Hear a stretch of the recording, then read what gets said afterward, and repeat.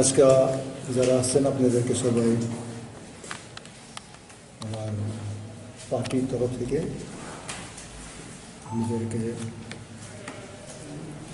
আমাদের নমস্কার আপনাদেরকে সবাইকে জানাই। এবং আজকে আমরা যে আলোচনা করতে যাব সেটি হলো পরশুদিন রাত্রে আসাম ভবনে, কৌটিল্য মার্কের আসাম ভবনে মাননীয় হোম মিনিস্টারের চেয়ারে এখানে ছিলেন আমাদের ত্রিপুরার মুখ্যমন্ত্রী, আসামের ফাইন্যান্স মিনিস্টার হিমন্ত বিশ্ব শর্মা এবং home secretary, joint secretary, additional secretary সবাই ছিলেন। এবং ইস্ট পার্লামেন্টারি কনস্টিটিউয়েন্সির এমপি রেবতী বাবু ছিলেন, আর ট্রাইবাল ওয়েলফেয়ার মন্ত্রী মেহবার বাবু ছিলেন, এবং আমাদের মহারাজ প্রদ্যুৎ কিশোর ছিলেন, আমাদের ইন্ডিজিনিয়াস স্পেসের রিজনাল পার্টি নেতৃত্বও ছিলেন, স্টুডেন্ট, সিভিল সোসাইটি, তারপরে ত্রিপুরা ল্যান্ড যে ডিমান্ড তারাও ছিল, আমরাও আছি। আমাদের পার্টি থেকে আমি এবং জেনারেল সেক্রেটারি জগদীশ বাবু ছিলেন। এবং ইন্ট্রোডাকশন করার পরে আমাদের মহারাজ উনি সবচেয়ে কোনাতে ছিলেন, উনি আরম্ভ করছেন। তারপরে আমাকে বলার সুযোগ দেওয়া হলো। আমাদের তো প্রস্তুতি এরকম নয় যে আমরা সব লিখিত গিয়ে দিব, এরকম ছিল না। কাজে ওন ওয়ার্ড, কী প্রশ্ন আসবে, কীরকম আলোচনা হবে, এটা অ্যাকর্ডিংলি আমরা অংশগ্রহণ করব, এরকম একটা প্রস্তুতি আমরা নিছি, যার জন্য কোনো লিখিত নাই, একটু নোট টোট করলাম। তার মধ্যে আমাদের পার্টি থেকে আমাদের সাবমিশন কয়েকটা আছে। তা হলো এই ক্যাপ সিটিজেনশিপ অ্যামেন্ডমেন্ট বিলের অ্যাক্টের যে এটার ব্যাপারে, ওইটাই মেইন ছিল। এনআরসি তো সেকেন্ডারি, এবং তারপরে লোকাল কিছুটা ব্যাপারগুলি আলোচনা কিছু কিছু হলো, কিন্তু মেইন এখানে ক্যাপ এবং এনআরসি। আমরা ক্যাবের ব্যাপারে পুরোপুরি আমরা বিরোধী, আমাদের পার্টি থেকে অন্যদের পার্টিরাও আমরা যে শুনছি তারাও সবাই বিরোধী, যাতে এটা না হয়। এটা আলোচনা করতে গিয়ে বিভিন্ন ওই পয়েন্টগুলি আমাদের উদাহরণভাবে হোক আমরা অংশগ্রহণ করি, এবং কীভাবে ত্রিপুরাতে ছোট্ট একটা হিল স্টেটে আমাদের ত্রিপুরা মহারাজা এখানে ছিলেন, এবং কীভাবে হঠাৎ করে তৎকালীন ইস্ট পাকিস্তান, এখন বাংলাদেশ, এখান থেকে লক্ষ লক্ষ মানুষ আসলো। এবং এটা আমি প্রথম বললাম যে ত্রিপুরাতে মুসলমানদেরকে বাংলাদেশ তাড়ানো হলো, এবং বাংলাদেশ থেকে হিন্দুদেরকে তাড়ানো হলো। এই যে এই সিনারিওটা, এই আন্ডারটেকিং কে করছিল? এটা এইভাবে যে এই প্রসিডিংটা কে করছিল, ওইটা আমরা প্রশ্ন করি, যার জন্য আজ অবধি বিভিন্ন সমস্যায় আমরা আছি। কিন্তু সমস্যাগুলি আমরা ম্যাক্সিমাম কম্প্রোমাইজ এবং আন্ডারস্ট্যান্ডিং আমরা অলমোস্ট 99% আমাদের মধ্যে বোঝাপড়া এবং গ্রহণ আমরা করি আমাদের মধ্যে। কারণ আমরাও বুঝি এই লক্ষ লক্ষ মানুষদেরকে তখন এমপি টিলার দিকে এখানে মানুষকে কনসেন্ট্রেশন করা হয়েছিল। তারপর ওখান থেকে চার্টার করা হয় 500 পরিবার, 1000 পরিবার, এইভাবে বিভিন্ন ত্রিপুরাতে ডিস্ট্রিবিউশন করা হয়। এটা কেন হয়েছে? এটা কে করলো? এটা কোনো রেকর্ড নাই। এটা আমরা বললাম। এইভাবে হঠাৎ করে যে আজকাল পরিস্থিতিতে এরকম হবে, এটা তো আমরা কোনোদিনও ওয়েলকাম করি না। আমাদের প্রেজেন্ট জেনারেশন যারা আমাদের নেক্সট জেনারেশন তারা এটা বুঝতেও না, তাদেরকে একভাবে বোঝানো হলে ওইভাবেই তারা বুঝবে। কিন্তু এইসব হিস্ট্রি ব্যাকগ্রাউন্ড তো মাননীয় স্বরাষ্ট্রমন্ত্রী কত দূর উনি জানেন আমরা জানি না, কিন্তু এইসব উনিও বুঝতেন না, এটা আমরা বললাম। কাজে এগুলি তো একটা ইনসিডেন্সিয়াল, এটা ঘটনা ঘটছে যার জন্য এরকম হলো। এবং আমরা এটাও বলছি বাংলাদেশ থেকে হোক, নেপাল, ভুটান হোক, পাকিস্তান, আফগানিস্তান, শ্রীলঙ্কা বিভিন্ন থেকে আসবো না আসবো এটা তো যারা ক্ষমতা আছে তারা যদি করবই করবো যদি বলে এটাও করে যাবে, আমরা করার কিছু নাই। কিন্তু এইটা আমরা বললাম যে it will have far reaching consequences, এই ভাষাটা আমরা প্রয়োগ করছি এখানে, যে এগুলি ইন্টেলিজেন্ট হোক, তার হোম সেক্রেটারি তারা খুব সুন্দরভাবে এগুলি কভার করবে। It is our practical experience যে এগুলির far distance consequences law and order problem হবে, এটা আমরা বলার চেষ্টা করছি এবং এটা তারা নোটও করবে। তারপরে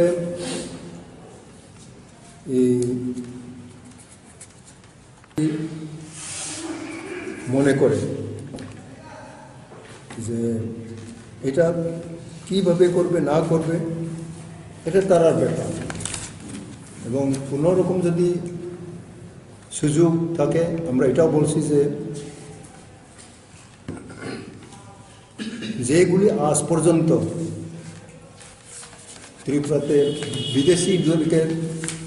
বিদেশিদেরকে অ্যারেস্ট করা হলো, আইনের কাস্টোডিয়াতে করা হলো, এইভাবে তো আমরা শুনি, পেপারও দেখি। এইগুলি তো 100% রাশিয়া বাড়ির মহিলা, ত্রিপুরা লোকই কিন্তু বাংলাদেশে জুমটুম করে ওইগুলি 80-90 টাকার শাকসবজি, জঙ্গলের শাকসবজি তারা আনে বিক্রি করে, এটা দিয়ে 2 কেজি চাউল কিনে নিয়ে যাবে, এইসবকে অ্যারেস্ট করা হয়। এগুলি তো অফিসিয়ালি এতজন বিদেশিকে ধরা হয়, এবং কিছু মগ সম্প্রদায়, ত্রিপুরা সম্প্রদায় এবং কিছু চাকমা যাদেরকে অস্ত্র আনা যাওয়া এসবে ইউজ করা হয়, রেলওয়েতে তাদেরকে ধরা হয়, শহরেও তাদেরকে ধরা হয়, এইসব কিছুটা আছে। এবং রোহিঙ্গিয়া আছে, এবং সাউথ আফ্রিকার যে নাইজেরিয়ার কিছু সময় তাদেরকে ধরপাকড়াও ফরেনার হিসাবে করা হয়। এগুলি সরকার হিসাব দেয়, এটার বেশি তো তাদের কোনো হিসাব নাই। কিন্তু হিন্দু বাঙালি এবং মুসলমান বাঙালি তাদেরকেও নাম দেওয়া হয়। কিন্তু কেন একটা সম্প্রদায় হিন্দু বাঙালিদেরকে কোনো বিদেশি হিসাবে তাদেরকে করা হয় না? তাদেরকে প্রত্যেক বছরে 30,000, 40,000, 20,000 রেশন কার্ড দেওয়া হইতেছে, আয় কার্ড দেওয়া হইতেছে, আধার কার্ড দেওয়া হইতেছে। এইগুলি তো আমরা দেখি তো নিজের চোখে। এটা কেন এরকম করা হইতেছে? এই সাম্প্রদায়িকভাবে করা আমাদের, এটা যদি আমরা উল্লেখ করি তখন আমরা সম্প্রদায় হয়ে থাকি, কিন্তু যারা করতেছে এইগুলি তো আমাদের ক্ষতি করে। কেন খোলাখুলি এইভাবে করা হয় না? এটা আমরা বলছি, যার জন্য হোম সেক্রেটারি তারা খুব সুন্দরভাবে তাদের নিজের প্রস্তাব দিয়ে তারা এটা নোট করলো। আমরা এটা আশা করি না, যদি বিদেশি হল তাদেরকে বিদেশি চিহ্নিত করা হোক। কেন এক সম্প্রদায় বিদেশি হবে এবং অন্য সম্প্রদায় তারা এখানে কোনো জটিলতা না, এইসব রেশন কার্ড ইজিলি তারা করবে, এটা কেন হবে? এটা আমরা বলছি। এবং স্টেট এবং সেন্ট্রালে যেগুলি আমরা গিয়া আমাদের পক্ষেও আমাদের চিন্তাধারা সেন্ট্রাল গভর্নমেন্টের সিনিয়র মন্ত্রীদের, প্রাইম মিনিস্টার হোক, হোম মিনিস্টার হোক, তাদেরকে আমরা বলার এই বিগত অনেক বছর আমরা চেষ্টা করি, কিন্তু আমরা পারি না। তখন ইভেন হোম সেক্রেটারিদের সঙ্গেও তো আমরা দেখা করতে পারি না। কেন এরকম হয়? কেন এই মুখ্যমন্ত্রী বিপ্লব বাবুর রিকমেন্ড ছাড়া আমরা দেখা করতে পারি না? আমি আঙুল দিয়ে এভাবে দেখাইছি। তারা যদি রিকমেন্ড না করে তো আমরা কারোর সঙ্গে দেখা করতে পারি না। আজকে এই সুযোগ পাই আমরা এগুলি বলি, নয়তো এগুলি কোনোদিন কেউ বলে না, বলার সাহসও নাই। কিন্তু আমাদেরকে সাহস ভীরু হোক, সাহসী হোক, এটা তো আমরা বলতে বাধ্য। এটা আমরা উল্লেখ রাখলাম যাতে এগুলি না হয়। আমাদের প্রস্তাব থাকবো, চিন্তাধারা থাকবো, আপনারা গ্রহণ করবেন না করবেন আপনাদের ব্যাপার। কিন্তু আমরা ছোটোখাটো একটা আঞ্চলিক দল করি এবং আমাদের নিশ্চয় বক্তব্য আছে কীভাবে শান্তিপ্রিয়ভাবে আমরা থাকবো, এটা তো আমরা চাই।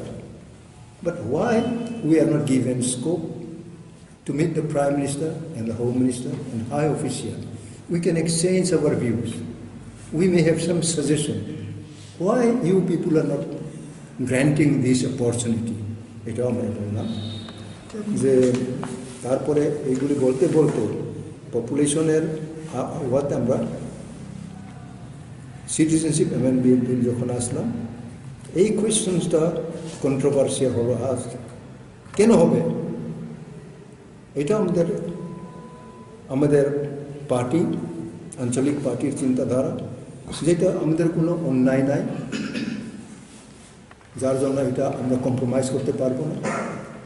এটা যাতে লোকসভাতে ইন্ট্রোডিউস আপনারা করতেন পারে, আপনারা পাসও করতেন পারে, আপনারা তো ক্ষমতাবান, এটার ব্যাপারে আপনারা এটা করতেই পারেন। কিন্তু আমরা অপোজ করি, উই অপোজ ভেরি স্ট্রংলি।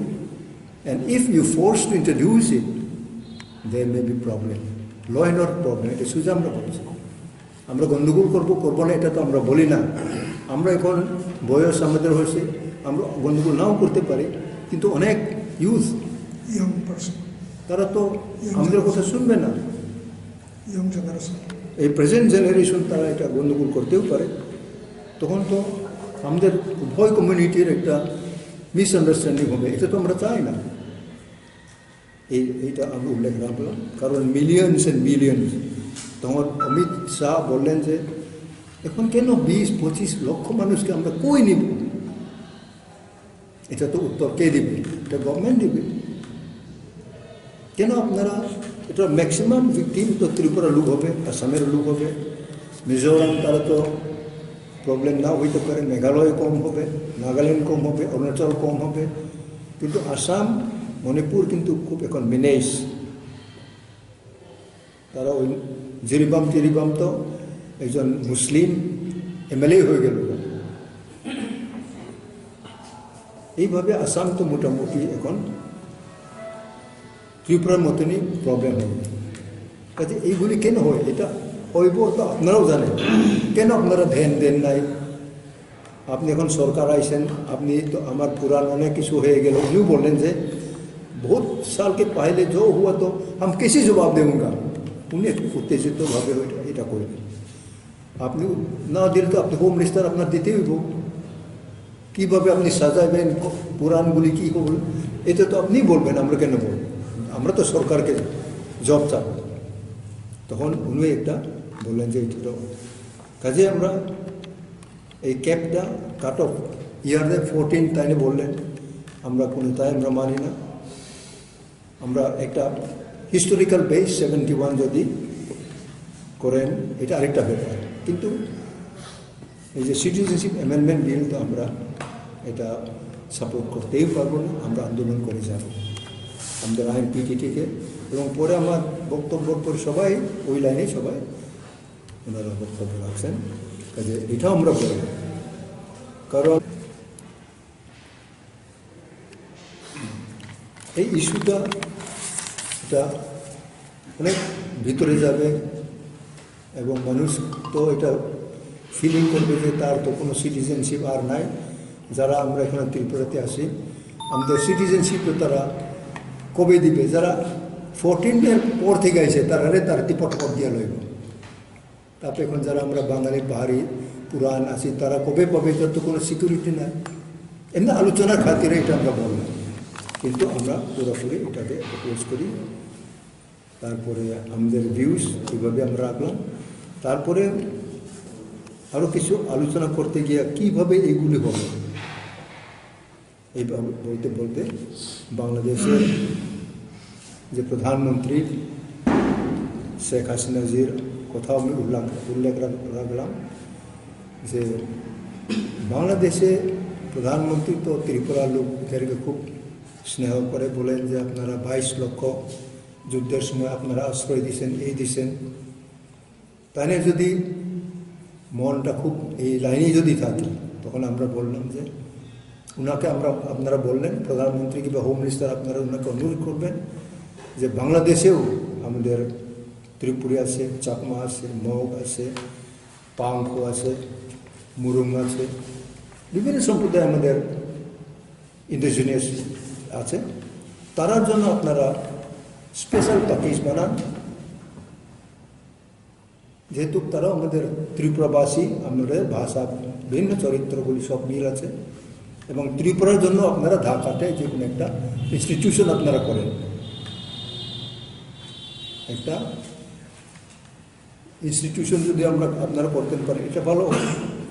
আমাদের ত্রিপুরা থেকে লোক যাবে এখানে, একটা কোনো একটা ইস্যু নিয়ে তারা যদি এখানে করে, এগুলি ভালো হবে। কিন্তু কেন ত্রিপুরাতে বঙ্গবন্ধুর জন্য এখানে জায়গা চাই, এখানে আবার লেন চাই, এটা কেন করবে? এটা আমরা মানি না, ত্রিপুরার লোক আমরা মানি না। এটা যাতে ত্রিপুরার বুকে একটা ইঞ্চিও এইসবের জন্য আমরা মানি না। যদি জোর জবরদস্তি করে তো করবো, সব কিছুতে এখন জোর জবরদস্তি আমাদের ইচ্ছার বিরুদ্ধে 99% হইতেছে। কাজে ওইটা আমরা অমিত শাহরে শুনাইছি, আমাদের কোনো সম্প্রদায় এটা নাই, কিন্তু এটা ঘটনা এভাবে হইতে থাকলে তো আমরা ত্রিপুরা তো ওই যে সিপিএম দ্বারা করে তার সরকারের সময় রাজবাড়ির সম্মুখে কি দুজনের ইয়ে আছে, তার তো কমিউনিস্ট, তাদের স্টেট খুব উল্লেখ করে দিছে। এটা তো আমাদের লোকে আইয়া প্রশ্ন করে, বিদেশ থেকে আইয়া প্রশ্ন করে এগুলি লোক কারা, তখন তো আমাদের কোনো জবাব থাকে না। এটা ইচ্ছা করলো তৈরি করলো, এটা কেমনে হবে? এগুলি আমাদের ইতিহাস কারে, আমাদের ইতিহাস নাই ত্রিপুরাতে, এইগুলি এখন যেটা ভিজিবল এইগুলি ইতিহাস, এইগুলি আমরা বুঝাইছি যে আমাদের সেন্টিমেন্ট খুব এখন এখানে জ্বালা আছে, আমাদের জ্বালা সেন্টিমেন্টটা আমরা প্রকাশ করি। আমরা চাই যাতে এগুলি ভবিষ্যৎ না হয়, ওইটা আমরা উল্লেখ রাখলাম। এবং 1988 সনে 1988 TNB central government, state government এই নর্থ ব্লকেই, অবশ্য আসাম হাউসে ছিলাম বললাম, নর্থ ব্লকে আমাদের শান্তি চুক্তি হয়। এগুলি তো আপনারা জানেন, আমরা শান্তি চাই, এই জন্য আমরা সামান্য কোনো ব্যাপার নিয়েই আমরা সন্তুষ্ট থাকি। কিন্তু এই সুযোগ যদি মানুষ নিতেই থাকে, এটা আমরা প্রটেস্ট করতে গিয়ে যদি আমাদেরকে বিভিন্ন কায়দায় ডাউন ট্রডেন করা হয়, এটা তো আমি আজকে না দুর্বল, আমি করতে পারি না, কিন্তু আমাদের নেক্সট জেনারেশনরা তো এগুলি আনবে, ওইটা আমরা রাখলাম। এবং প্রত্যেক ইস্যু, এই যে ত্রিপুরাতে প্রত্যেক ইস্যুতে আমাদের আন্দোলন করতে হয়। এই এনআইটিটা, ন্যাশনাল ইনস্টিটিউট অফ টেকনোলজি, এটাও তো আমরা 7.5 পাই। রতনলাল নাথ কংগ্রেসের মারা গেছেন মন্ত্রী, কি এই যে গভর্নমেন্ট অনিল বাবু সিপিএমের হইয়া, তারা দুজনে গেলেন যে এনআইটি তো সেন্ট্রালে, কাজেই এসসির 15%, ওবিসি 27, হ্যাঁ 27 এবং এসটি 7.5, ওইভাবে 2 বছর আমরা সাফার হলাম। পরে আমরা আমাদের জেনারেল সেক্রেটারি জগদীশ বাবু সম্মান গাঞ্জা, সোনিয়া গান্ধীর সঙ্গে আলাপ করলাম। তারপরে কপিল সিবাল তখন আরডি মিনিস্টার, তখন ওনাকে আমরা বললাম যেহেতু এসটি এই ব্যাপার তো অনেকেই জানেন, আজকাল স্টেটেও এসটি এবং শিডিউল এরিয়া 6 শিডিউল অনেকেই জানেন এবং জানতেও আগ্রহ নাই, ইন্টারেস্ট দেই না। তাতে হইতেছে ক্ষতি। এই যে সব নর্থ ইস্টার্নের যে 10টা ডিস্ট্রিক্ট কাউন্সিল আছে, এগুলি সব শিডিউল এরিয়া। কোনো শিডিউল এরিয়াতে নন শিডিউলের এখানে রাইট নাই, এটা তারা মানতে রাজি না। কমিটি সরপঞ্চ, এগুলি তো সেন্ট্রাল ইন্ডিয়ার কারখানা, এইসবের ব্যাপার। সরপঞ্চ মানে 5 জনের পাগি বড় বড় লাঠি লম্বা লইয়া আলোচনা হয়ে পঞ্চায়েতে, এগুলি তো সংস্কৃত দেখাইছে। তারপরে এইসব ডিস্ট্রিক্ট কাউন্সিলে তো 6 শিডিউলে, যে 6 শিডিউলে একটা কনস্টিটিউশনে আইন আছে। এখন কার্বি আংলংয়ে, যেটা আমি ওই দিন রাত্রে আমরা উল্লেখ রাখলাম কার্বি আংলংয়ে ডিস্ট্রিক্ট কাউন্সিলে শিডিউল এরিয়ার ভিতরে এডিসি তারা ভোটার লিস্ট তৈরি করে, এটা হাইকোর্টের ডিগ্রি। তখন হোম সেক্রেটারি ফটাফট তারা মধ্যে আলোচনা হবে, তার মধ্যে এটা ডিস্ট্রিক্ট কাউন্সিলে ভোটার লিস্ট ঠিক করে, এবং খাসি হিলসে নন খাসি, খাসির বউ হোক খাসির জামাই হোক তারা ভোট দেয় না। লোকসভায় দিব, বিধানসভায় দিব, কিন্তু ডিস্ট্রিক্ট কাউন্সিল তারা ভোট দিতে পারে না। Not Khasi, Jaintia and Garo. না, এই তো এগুলি তো সিস্টেম, 6 শিডিউলের সিস্টেম, কিন্তু ত্রিপুরাতে কেন এটা হয় না? অধিক ক্ষমতা আমাদেরকে বাধ্য করা হয়। অধিক ক্ষমতা ছাড়া 6 শিডিউল এস অফ টুডে যেটা আছে এটাও যদি তারা কার্যকরী করে, হয়ে যায়। এটা করে না, যেহেতু তারা তো বিরোধী। সিপিএমও আমরা যখন 67, 68 থেকে আমরা এই যে 6 শিডিউল না, তখন 5th শিডিউল আমরা দাবি করি, তখন থেকে আমাদেরকে বাঙালি খেলা ওইভাবে আমাদেরকে বোঝানো হইতেছে। কিন্তু আজ ওইভাবে তারা যায় না। তারা এখানে ক্ষমতা আছে, তারা কেন এটা বানাবে? তার তো কোনো দিন ডিস্ট্রিক্ট কাউন্সিল ভালো হোক তারা চাইবো না, এটা তো আমরা জানি। কাজে এটা আমরা বললাম, কারণ যেখানে টেকনিক্যাল লোক আছে, home secretary, joint secretary, special secretary, intelligent আমাদের সিএমও আছে, তারা যখন আসেন আমরা এগুলি খুব যতদূর ভাঙাইতে পারছি এটা আমরা বললাম। যাতে 6 শিডিউলে এটা এস অফ নাও যেগুলি আছে, কনস্টিটিউশন আছে, এইগুলি তো কফি স্ট্রং ইনাফ। আপনারা আমরা অধিক ক্ষমতা চাইছি, ডাইরেক্ট ফান্ডিং চাইছি, এই ডাইরেক্ট ফান্ডিংটাতে কনস্টিটিউশনে এটা অ্যালাউ নাই। এখানে আমাদের 20-30 বছর আপনারা দাবাই রাখছেন। এখন অধিক ক্ষমতা, এখানে এম্পাওয়ারমেন্ট আমরা করব। আপনারা তো আবার পঞ্চায়েত কমিটি, এই কমিটি তো নাই 6 শিডিউলে, কাউন্সিল থাকে। আর কাউন্সিল তো আইন টাইন, ওই আইন টাইন করে এখন মিজোরামে যান, যারা কাউন্সিলের মেম্বার তারাই লেন অ্যালটমেন্ট করে, তারাই ঘরে ঘিরে বিচার টাচার করে। পঞ্চায়েত যেই করে তার উপর অনেক ক্ষমতা দেওয়া আছে 6 শিডিউলে।